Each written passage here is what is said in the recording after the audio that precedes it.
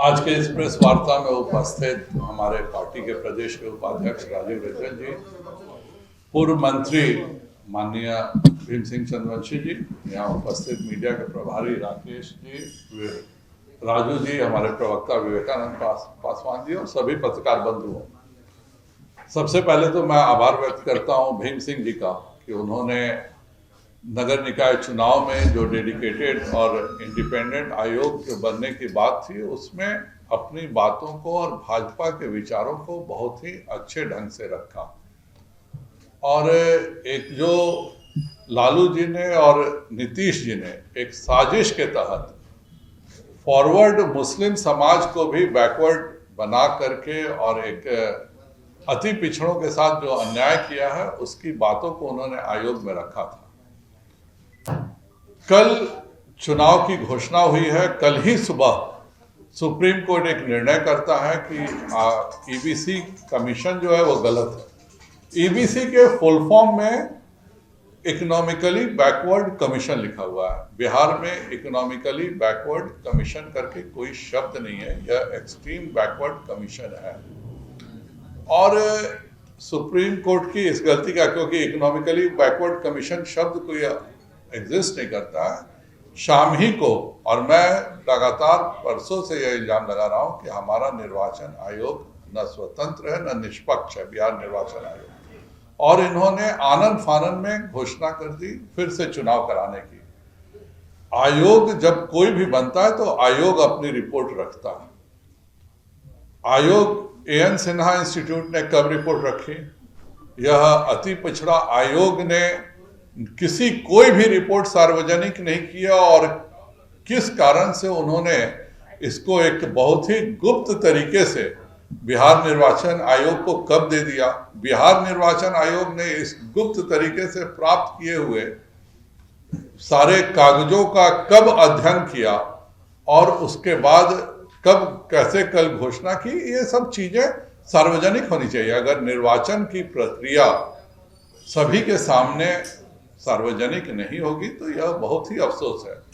और अब तो इस बात को पूर्णतः प्रूफ मिल गया कि चुनाव आचार संहिता लगी हुई थी, और अगर चुनाव आचार संहिता लगी हुई थी तो बिहार निर्वाचन आयोग ने नीतीश कुमार जी पर, तेजस्वी यादव जी पर और जल संसाधन विभाग के प्रधान सचिव पर, गृह विभाग के प्रधान सचिव पे, चीफ सेक्रेटरी पे, डीजीपी पर क्यों नहीं चुनाव आचार संहिता के उल्लंघन का केस किया है? यह एक बहुत बड़ा प्रश्न उठता है।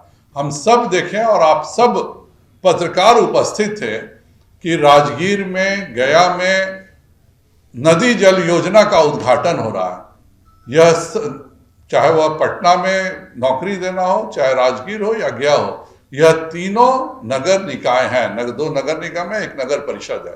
अगर यहाँ चुनाव आचार संहिता लगी थी तो इसका सरासर उल्लंघन, जो कि अब सबूत मिल गया कल घोषणा के बाद कि हाँ वाकई यहाँ चुनाव आचार संहिता नगरों में थी। तो अगर नगर में चुनाव आचार संहिता थी तो निर्वाचन आयोग ने अभी तक नीतीश कुमार जी पर, तेजस्वी यादव जी पर, विभिन्न विभागों के प्रधान सचिव पर केस क्यों नहीं किया है? इसका जवाब निर्वाचन आयोग को देना चाहिए। हमें कोई भी विधायक सांसद को एक छोटा सा कार्यक्रम नगर में नहीं करने दिया जा रहा है, और माननीय मुख्यमंत्री जी उद्घाटन कर रहे हैं, नौकरी दे रहे हैं, और उन पर एफआईआर भी दायर नहीं होता। तो मेरा पहले निर्वाचन आयोग से यह स्पष्ट अनुरोध है कि वह शीघ्र मुख्यमंत्री, उप मुख्यमंत्री और जिन जिन विभाग का उद्घाटन हुआ उन सभी विभागों के प्रधान सचिव पर शीघ्र एफआईआर करें और उनके ऊपर कार्रवाई करें। नीति संगत बेल मिल जाए तो ठीक है, नहीं तो गिरफ्तारी भी उनकी होनी चाहिए। और दूसरा हमारा आरोप है कि जब बात इंडिपेंडेंट एंड डेडिकेटेड आयोग बनाने की थी तो आपने 2007 के पुराने आयोग को ही क्यों किया? आनंद फानन में, बैक डेट में इनको इंडिपेंडेंट नया आयोग की घोषणा क्यों की? इसमें इंडिपेंडेंट कौन है? आधे सदस्य जदयू के हैं, आधे सदस्य राजद के हैं। तो इंडिपेंडेंट आयोग का इसमें एक भी सदस्य नहीं है जो इंडिपेंडेंट हो।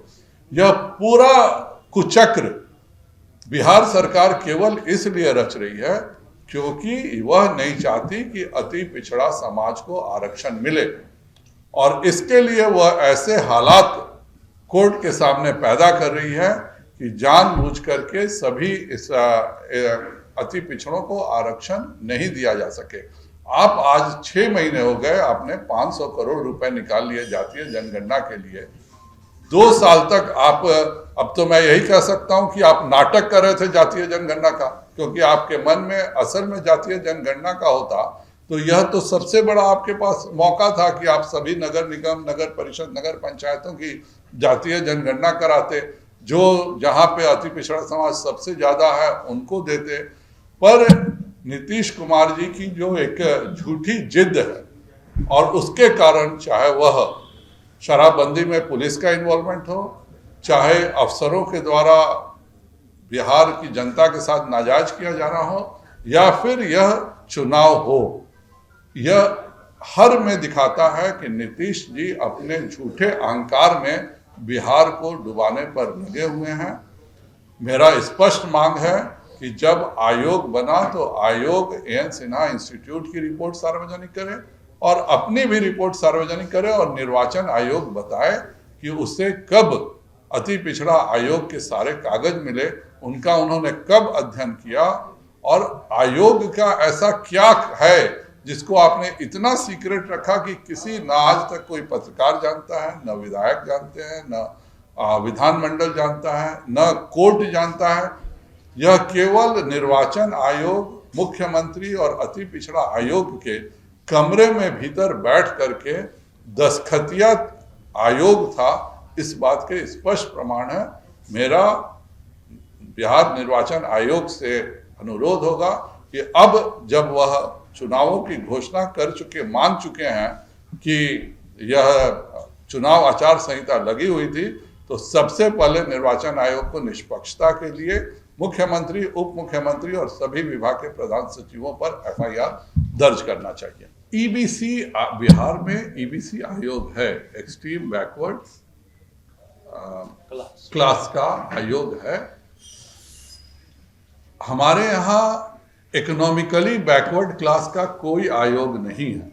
सुप्रीम कोर्ट ने किस आलोक में यह कहा है, और जो डिस्कशन हुआ है कोर्ट में वो हम लोगों ने भी पढ़ा है। पूरा का पूरा डिस्कशन एक्सट्रीम बैकवर्ड क्लासेस पर था, और इस पर जब उन्होंने इसको कह दिया कि ये नहीं होना चाहिए, तो उस शब्द का, अगर सुप्रीम कोर्ट से कोई शब्द की गलती हो जाती है तो यह कहीं भी उसका क्लैरिफिकेशन लिया जाता है, पर क्लैरिफिकेशन लेने के बदले इसका एक दुरुपयोग करके और पूरे के पूरे बिहार को हाई कोर्ट और सुप्रीम कोर्ट के सामने लगातार नीचा दिखाने का काम बिहार सरकार कर रही है। मैं अभी लिखित में देने जा रहा हूं, और अगर वह कार्रवाई नहीं करते हैं इलेक्शन कमीशन तो निश्चित तौर पे हम कोर्ट में जाएंगे। कानून सभी के लिए बराबर है। अगर चुनाव आचार संहिता का उल्लंघन मुख्यमंत्री और उप मुख्यमंत्री ने किया है तो हर हालत पर उन पर कार्रवाई होनी चाहिए। अगर इलेक्शन कमीशन नहीं करेगा तो हम हाईकोर्ट में जाके न्याय मांगेंगे।